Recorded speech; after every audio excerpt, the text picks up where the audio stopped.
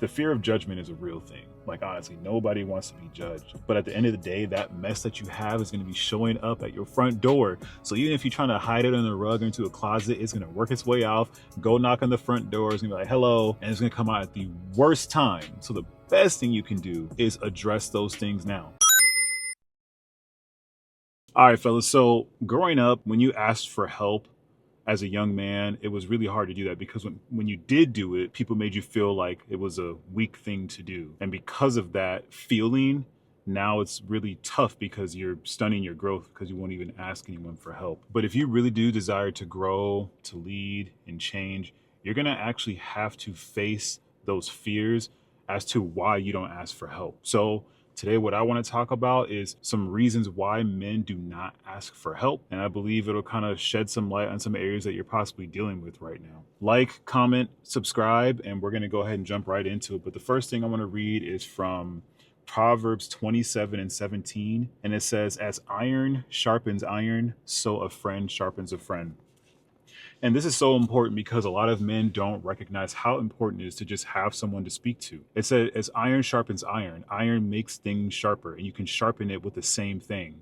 So as my friend, my best friend, I can talk with him. And when I talk with him, I can become sharper, right? So instead of me feeling like down and out or weak, I actually become stronger, right? So iron sharpening iron, and then say iron weakening iron, right? So that means that if you take the time, speak to somebody about what's really going on, whatever type of help that you need, instead of feeling that it's a weak thing to do, you're going to become sharper and you're going to become stronger. So really understand that concept. And again, Proverbs 27:17, and that was from the NLT translation. But again, a few reasons why men don't ask for help or they struggle to ask for help is because they fear being seen as weak, right? What man wants to be seen as weak by anybody? Like, that's the last thing that anyone wants to do. It's, you've learned that needing help, it makes you feel soft. It makes you feel less of a man. That's what it was told to you. Like, okay, if you do that and you can't figure out how to do this on your own, then you're just too weak. You're too soft. You do this, you handle it, you take care of it. And that's just not how it has to be. So the best thing you can do right now is just start small. Start for those small little things. Ask for a little input or some feedback and just areas that you're dealing with, areas that you're challenged with, right? Who knows what that could be?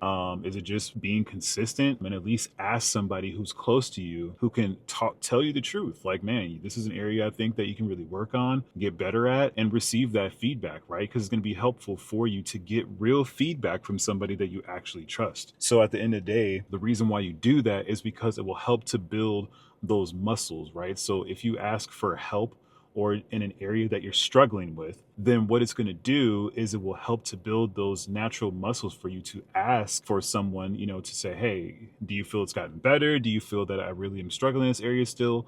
And they can say yes.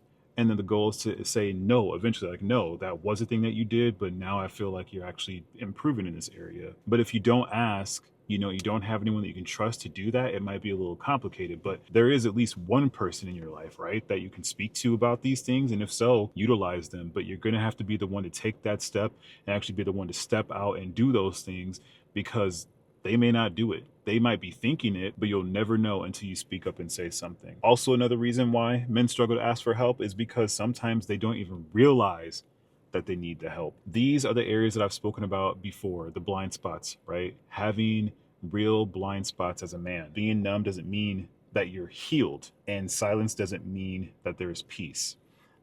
Those are blind spots. If you're numb, sometimes men don't address that, and they think that because their heart is cold to it, that they're healed. No, your heart is just cold, right? But eventually when your heart warms up, you're going to recognize that that thing was never dealt with, and this is actually a bigger issue than you recognize. So the best thing to do is start to really trying to figure out how to have these conversations, right? Is there anyone that you trust enough to ask this question? Is there something missing from my life? Is there anything that you see that, like, maybe I'm lacking on an area I'm not stepping it up in or operating a certain way? And being able to talk to that person is going to be helpful, because what are they going to do? Lie to you? I think a lot of people will love to say the truth, to their friends or to someone that they see doing something wrong, right? But nobody can get into your business if you don't let them in. Some people will try to put themselves into it, but it's still up to you to say like, hey, I will allow you to come into this, but by you being the one to say that and trusting that the person who's going to respond to whatever it is that you're asking, that they're going to respond in a real effective way that will not be like guarded or anything like that. But you have to allow them to say what's on their heart in order for you to really get the right feedback that you need so you can start working on the areas that you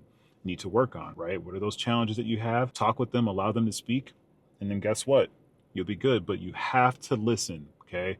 You have to listen to what they're saying. Don't try to defend yourself. The whole goal in this is not to defend yourself as to why you do what you do. It's to listen and start working on that area so you can stop doing the thing that you were doing. If you know it's a problem, you know it's a challenge, and stop trying to say, well, the reason why I did that is because this was the issue and that was the problem and this was the thing. Okay, whatever. If that's what you're going to do, then you really don't care about changing. But if you really do, you'll allow them to you're going to listen, allow them to speak into your life, write that information down and start working on it. Another reason why men struggle to ask for help is because they avoid accountability. Now, this is an area that we speak about and I speak about often is women avoiding accountability. Like I feel like it's hard for them to do, right, in general. But I feel like men struggle with this too, right? Where it's not, accountability is not only, that word is not tied to just women, it ties to men too. But we deal with these things a little bit differently. And these are the areas where it comes to ask for help, right?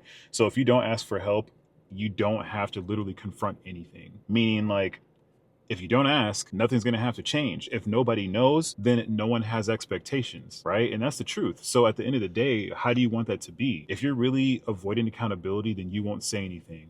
If you know that there's money issues and you don't want to talk about it, then you'll just keep spending and you'll look at the account and recognize like, man, that mug is getting low. But you won't talk to anybody about those issues because you just feel like, hey, if no one's talking about it, then it might be okay. And that's not really true, right? It's just an area you're trying to avoid accountability because guess what's going to happen? You're going to have to change somewhere along the way, or someone is, but in this case, we'll just focus on you. But just pick an area of your life that you really believe that you're off in, right? You know those areas, you know the areas that you feel like you just haven't been that consistent in, those areas that you just haven't spent enough time in, and just invite accountability into that area of your life. You know what I mean? Like allow yourself to just be checked. Allow yourself to be checked. There's nothing wrong with that. Like, how do you ever decide as a man that you want to get better in these areas if you just won't spend the time allowing yourself to ask for help or to open those doors into the areas of your life? Because right now where you're at, it could be so much better. It can be so much easier. You can be so much stronger, but you're struggling with it honestly because you're choosing to do that. You won't even try to allow anyone into the areas of your life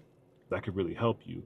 And these are just a few areas so far that you can really do. It's going to be uncomfortable for sure, but it only gets more comfortable the more uncomfortable you're willing to get. Another area here is that you were taught to suppress your emotions, right? The saying real men don't cry has become like a safety for you, right? It's an area that you've heard over all these years that's the case. Real men don't cry. So guess what happened? Your feelings have become a threat now. So now anytime you have feelings that come up, it's like, oh, there's a problem. And the best thing to do is to suck it up, buttercup, put the walls up, and then you kind of move on and don't allow those things to come in, but yet they come bringing gifts. You know, it may not look like it right now, but you think it's a threat, so automatically go into defense mode when it's an area that you can really be healed from if you're just willing to try. So this is what you should do. Journal.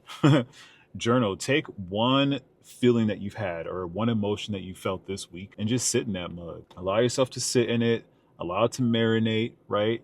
And because how can you work on an area of your life that you're unwilling to like try to master? Like if you really want to master something, you actually have to work on something. You know what I mean? You actually have to do something about it. And these are the ways you're going to do it: by journaling, writing those things down, sitting in those feelings, not trying to run from them, because the longer you run from them, the later you're going to have to deal with that later in life. And if you never do, then you don't want to change. You don't want to grow. And also you're afraid that you'll be seen as a broken man. And the fear of judgment is a real thing. Like honestly, nobody wants to be judged.